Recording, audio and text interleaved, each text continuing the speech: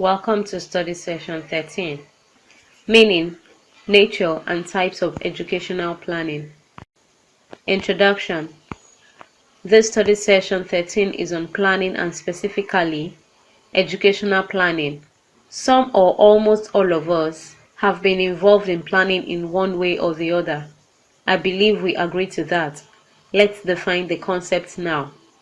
Planning has to be done by everyone because to fail to plan is to plan to fail.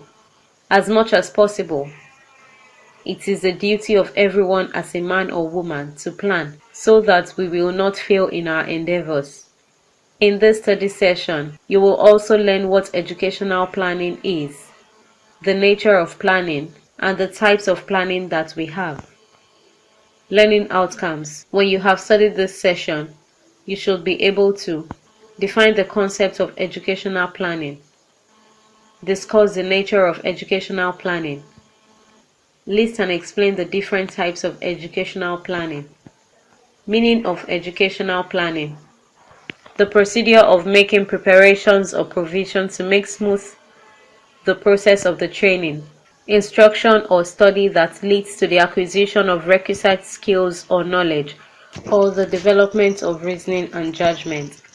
Educational planning implies the taking of decisions for future action with a view of achieving predetermined objectives through the optimum utilization of scarce available resources. Combs made known that educational planning, in its broadest generic sense, is the application of rational systematic analysis to the process of educational development with the aim of making education more effective and efficient in responding to the needs and goals of its students and society.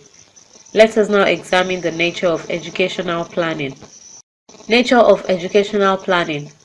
Educational planning is an instrument for providing the needed coordination and direction of the different components of an educational system. It also ensures that widely accepted long-term goals, such as universal primary education, are approached more objectively. It provides a realistic appraisal of the country's resources, human, non-human, and institutional, which is an important factor in the successful implementation of the plan. Through educational planning, a country indicates its willingness to effect an orderly change or reform in its educational system by bringing into focus the shortcomings or needs that hitherto had been ignored or unknown, and so that appropriate action be effected. Overall educational planning, either as a part of the National Development Plan or as an independent plan, is characterized by bringing a balanced development of all sectors of the educational system. Our next discussion is on forms of educational planning. Types of planning. Let us examine some types of planning here. Some of you may have heard of some of the types we will learn today. There are different types of planning as recorded by Agawa and Thakot 2003. The experts made it known that there are two basic kinds of planning, which are strategic and operational. Strategic planning. This is also called long-range, comprehensive, integrated, overall, and managerial planning. It has three levels, which are the identification and examination of future opportunities, threats, and consequences, the process of analyzing an organization's environment and developing compatible objectives, along with the appropriate strategies, with policies capable of achieving those objectives, and the integration of the various elements of planning into an overall structure of plans, so that each unit of the organization knows in advance what must be done at what time and by whom. Operational planning. Operational planning can also be known as divisional planning. It is more concerned with the implementation of the larger goals and strategies that have been determined by strategic planning. Additionally, it is also concerned with improving current operations and with the allocation of resources through the operating budget. Other types of planning. Macro planning. Macro planning deals with broad entities that have a large magnitude, aggregates and averages as national income, per capita income, national expenditure on consumption and income, balance of trade and balance of payment, national population, total enrollment ratios, age structure, and so on. Thus, a macro planning deals with broad plans in its entirety, but does not take note of breakdowns between skills or scheme implementation at grassroots level. Microplanning. Microplanning takes into consideration the little bits that macro will not concern itself with. In the economic perspective, microeconomic theory analyzes consumption and investment of households, prices of particular goods, outputs, sales and purchase decisions of individual firms and industries. Microplanning in education, however, starts from grassroots level. For instance, the head of an institution, primary, secondary, tertiary, has to plan how best he or she should bring all the children to school in his or her area. Here, planning at the village level has to be done. He or she has to still plan on how most excellent individual schools can bring and retain all the children in the schools.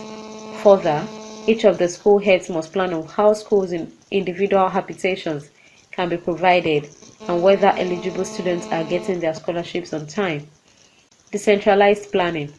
Agrawal and Thakur, 2003, said decentralization implies a distribution of administrative powers and functions among local constituents.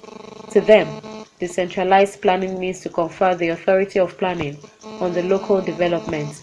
They made known that in India, the 73rd and 74th constitutional amendments have placed the primary education under the control of Panchayati Raj institutions. Under the decentralized planning model, all local units prepare their plans after the consultations with their people and analysis of the strengths and weaknesses of the planning area are made known so as to prepare towards their rectification. Rolling plan.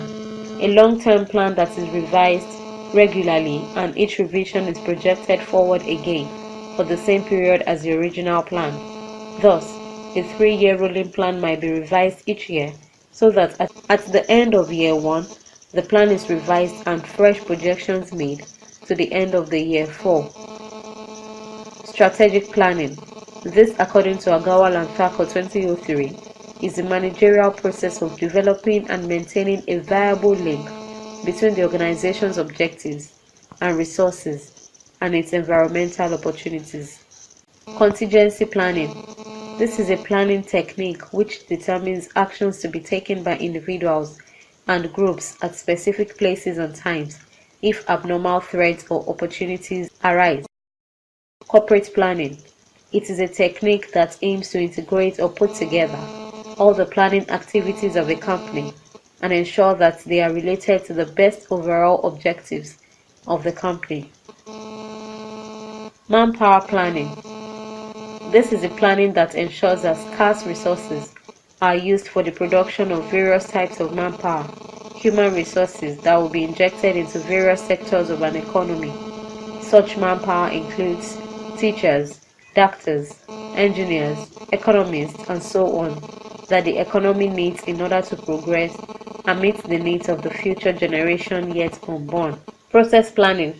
This is a type of planning that determines how, in the manufacturing sector, a product or part of it should be manufactured by referring to the components and assembly drawings and drafting an operation sequence for each component, deciding the machines or hand tools to be used, drawing up the manufacturing layout for each component and sub-assembly, the department and type of labor to perform the operations, and specifying the tools, fixtures, and gauges to be used. This, if applied to education, has to do with determining the processes by which a primary 1 class student will be taught a topic in mathematics and teacher ensuring that such a student understands the topic he is taught. This is applicable to all other teachers teaching other topics in primary 1 and so on.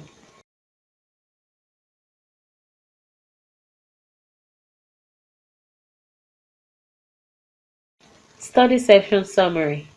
In this study session, We examine the meaning of educational planning, the nature of planning, and the types of planning that we have.